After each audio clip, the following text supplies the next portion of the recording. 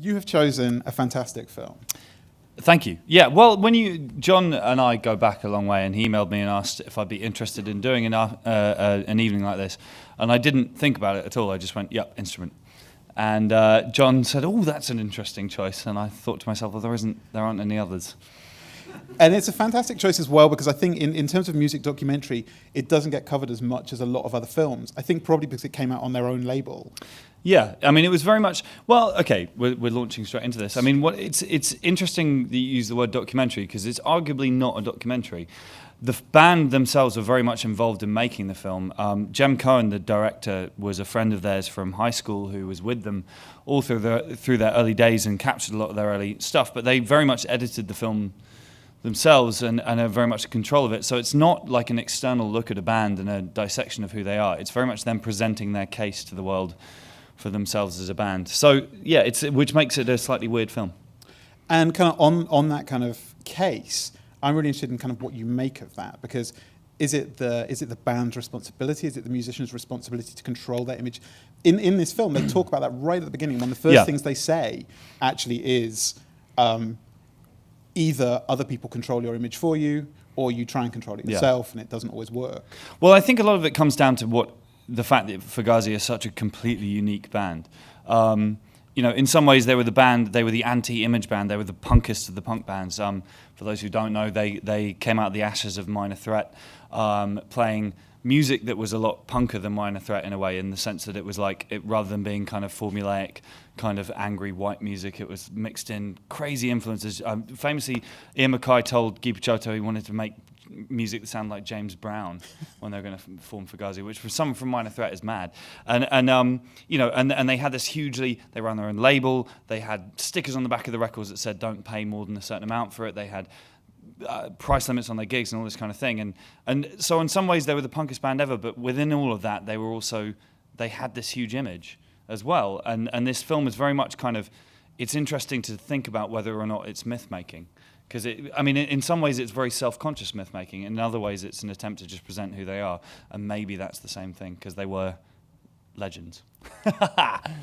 So let's take it all the way back. Tell me, at the time when you first saw this film, tell me who you were and what the circumstances of seeing the film was. Well, I mean, the film came out in '98, and lots of people, the kind of people who would buy Fugazi albums, would also got this, and it was on VHS. Because DVDs didn't exist. I think this is a comment you made when we were talking about it.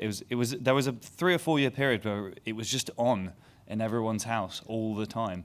And you'd just go around someone's house and instrument would be on in the corner. And so it was very kind of ubiquitous in certain circles. I think the other thing as well is that when you're sort of 13, you discover punk rock, and you have this moment when you hear The Clash for the first time, or Nirvana, or whatever it is, and it sort of blows you away. But Fugazi as a band, and this film in particular, for me, was kind of a moment of realizing that punk could be something that was actually an ethos that could direct the course of my adult life over a long period of time, rather than it just being kind of the world.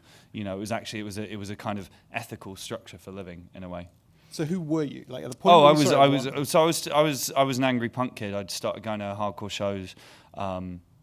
I did my first tour in the summer of '98 when it came out. Around when it came out, I did a zine at the time that was awful, and anyone who has a copy will be killed by ninjas.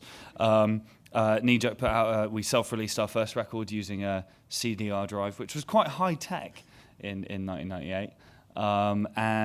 So I was definitely kind of really excited about being part of hardcore as a thing, and making music and that kind of thing, and it was very much kind of part of that for me. And the first time you saw it, where was that, and what was the impression?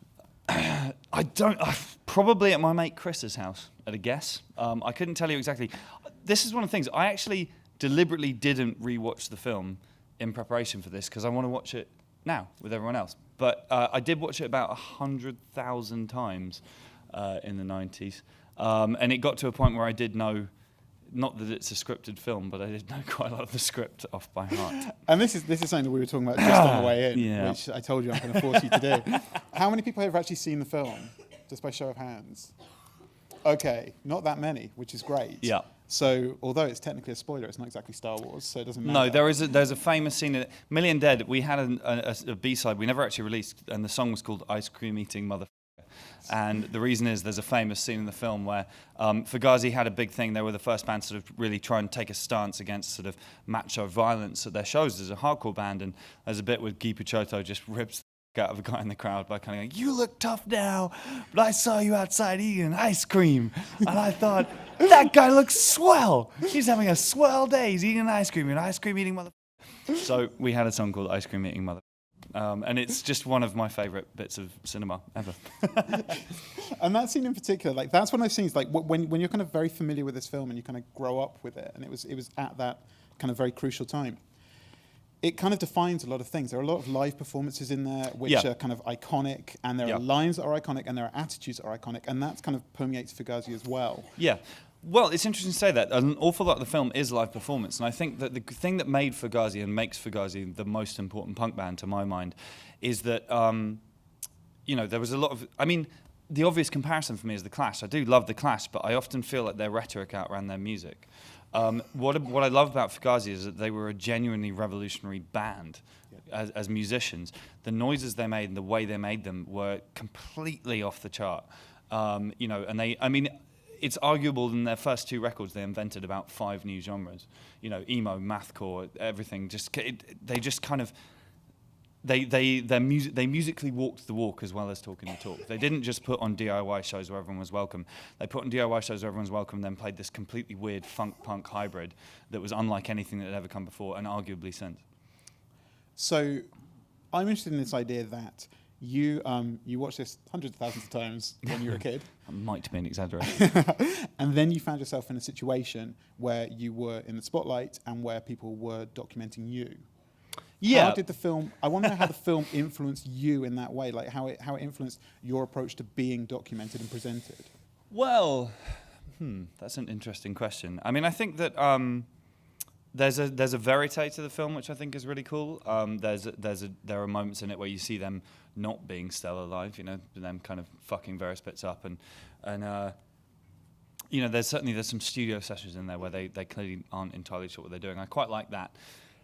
It's very kind of, it's very real. It gives you a sense of who they are as a band, as people, which I think is inspiring. But it's more, I mean, we had this conversation earlier. One of the problems with it as a film, though, in a way, is that Fugazi is so incredibly sort of perfect and sort of platonically ideal as a band that there's part of me, and I think of a lot of people, that you watch the film and you kind of go, oh, I'm going to sign a major label deal and an endorsement deal with L'Oreal because we're never going to be Fugazi. So you might as well not try. Because they are the most integral band, the most punk band that ever was. And whilst I do, obviously I've worked with major labels in my life, and I haven't worked with L'Oreal. It's true. But I've done things which go way beyond the remit of what Fugazi would have deemed acceptable. But there is a part of me that often thinks about Ian MacKaye when I'm making a decision and about what he would do. Almost, I want to say, and to their credit, I think, and this is one of the things that comes across in the film, they're often kind of regarded as being quite a preachy band, and I don't think they ever were, actually. What they did is they organised their business in the way they thought they should, and then they just kind of did it. And they didn't then stand on a podium and put out a leaflet kind of going, everyone should do this is the right way of doing it. They just kind of went, well, here's a way of doing it. And it's so inspirational because it was like, oh yeah, we could have done that. Damn it. I'm interested in other music documentaries that have kind of captured your attention, and how this kind of fits into them, and kind of how you view music on film in general. I'm really into music documentaries. I mean, the Townes Van Zandt film I loved. Dig I enjoyed, although I happen to think that both of the bands involved are execrably bad. But it's a fantastic piece of film. It's an interesting piece of film. I think that, as we were saying earlier, this film is slightly kind of set apart from that because it's not made by a third party about a film, about a band. It's a band very much stating their case. And there was so much kind of politics. There's a book called Dancer Days about the DC scene, right. Which goes into a lot more detail about what was happening around Fugazi as a band and the context they came out of. And it was a very, very hyper-political situation where there was a lot of people, as is often the case with these things, trying to dig holes in everybody else. And because they were the kings of the scene, everyone was trying to rip them down. And I feel like, in a way, this film is them kind of stating their case and just saying, this is who we are, or indeed now were as a band, and take it or leave it. Which I think is different to having an external person come in and document the band. one of the things that's really interesting in the film also, which a lot of music documentaries really don't do, is it seems to showcase the fans almost as much as the band. Yeah, there's definitely there's a lot of kind of well, and I mean I think that goes into the fact that it was punk rock was supposed to be community music, particularly the DC punk scene. It was this idea that music is a conversation between equals, and the band are the kind of conch almost, if you like, but it's not about kind of a group of rock stars dictating opinions and ideas to kind of lesser mortals. And I think Fugazi kind of really exemplified that. I mean, there's that whole thing that more than half the shows they ever played were benefit shows, you know, and they were constantly playing around DC, raising money for local homeless charities and that kind of thing, and they were always very much part of their scene. And do you think, like, in terms of documentaries, a really weird kind of label to apply to this film, because it's essentially a document. It takes place over 10 years, I think it was filmed over. Yeah, thereabouts. 87 to 98, I think. It's got footage from, like, it's like the third ever Fugazi show. It's so good. Oh. Talk to me about the footage. Talk to me about the live footage. Well, they were one of the greatest live bands ever. As it explains in the film, one of the things they never had set lists. They would just play and just do what song came next on the nod as a group of musicians. I saw them. Do you ever see them? Never saw them. I saw them once, and it was like I've never seen anything like it on a stage. And there were moments when it was a bit scrappy and messy, but there were moments when they kind of clicked with each other and they knew what was coming. And they would just go into any song. It wasn't like they were going through the hits. They didn't really have hits. They'd just suddenly be onto like track 8 of album 5 and just bam, and they'd hit it. And they were just an incredible band. And Guy Picciotto, they've got sort of two frontmen. Guy Picciotto is this sort of man made entirely out of rubber.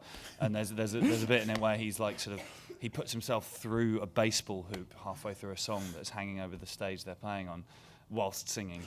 And there's a shot in it actually which I always found really kind of iconic where it's sort of in black and white and he's dancing and he literally just falls and hits the ground fully body on and then just pops straight back up again and keeps going. And there's something so kind of vicious and disregarding of his own safety to it. It's just punk as you know?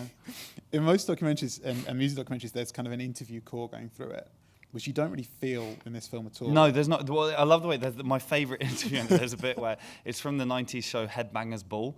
Fugazi in the early 90s reached this point where they were actually selling hundreds of thousands of records on their own label, and the mainstream industry started taking interest in them. You know, Nirvana would talk about them, and the Red Hot Chili Peppers would talk about them. And the mainstream music industry tried to kind of co-opt them and completely fell flat on its face. So the interview in the film, it's Headbangers Ball, and the woman, it's like she's collared Ian MacKaye in a toilet with a camera, and she's like, Ian, and he's just like, what? And then says some incredibly beautiful, intelligent shit, and then leaves. Actually, my other favourite bit of it, which is very near the beginning, the world has spent too long arguing over what the word punk means. It's a boring conversation. But I thought that when I was 16 and saw this for the first time. But there's a scene at the beginning where Ian, I think it's Guy Picciotto, just very briefly gives a quick 2-line definition of punk, and you kind of go, oh yeah, that's the end of that argument then. And it's just, there's something about that encapsulates why that band and this film are so important. It's just, they are everything I think punk is this film. And there's a weird earnestness to them. They don't seem to sell themselves as fun. It feels like since then and before then, there's been a need for bands to use these kind of things as propaganda to kind of appear more fun or more crazy or more whatever. Yeah. They're kind of bizarrely earnest. They are to a degree, although there's the ice cream eating mother scene, and there's, like I say, the details are hazy for me, but there's a scene when they're recording and it's just obviously not going that well, and they're all just kind of arguing and fucking with each other, which I think is quite funny. So I think there's a self-deprecation to it, which I quite like. And the whole way through it cuts back to interviews at a school TV station. Oh yeah, there's some kid who decided to interview Fugazi for their like 6th form project, who is the most nervous human being who has ever lived. And I mean, the thing is, I've done a million interviews like that, but I'm not sure I'd ever think to use that as the central interview document for a documentary about me. And it's just kind of endearing the way that they chose that, because they answer her questions. You know, they really give it a go. Completely earnestly, they actually kind of talk to her on a level, almost more sincerely than you would ever expect that to kind of happen. Yeah, no, it's beautiful. I'm very keen to know. I know how much Fugazi means to you, but in terms of this as a film, what this means to you and how this has kind of shaped you. Well, it's a film that I've gone back to a lot. I have it at home, and there have been many times in my life when I've sort of felt uninspired.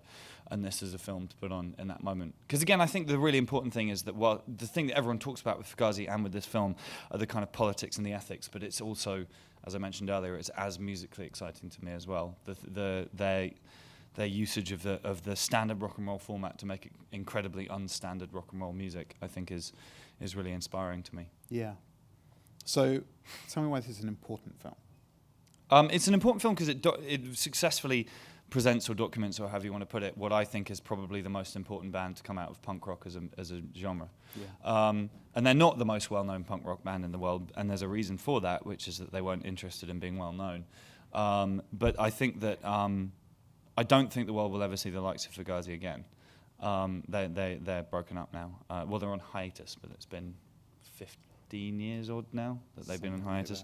But they just, they stood for something. They presented a way of presenting yourself to the world, and almost the way they broke up was kind of great as well. They just kind of went, yeah, we're not doing anything right now, and it's no one else's business. And they've all gone on to do other things on the DC scene, and they're kind of, it's that sort of whole anti-rock star thing, which I think is very inspiring. But yeah, the world will never see Fugazi again, and it's good for all of us. Bad Brains was never documented when it was happening. Fugazi was, and I think we should be grateful for that.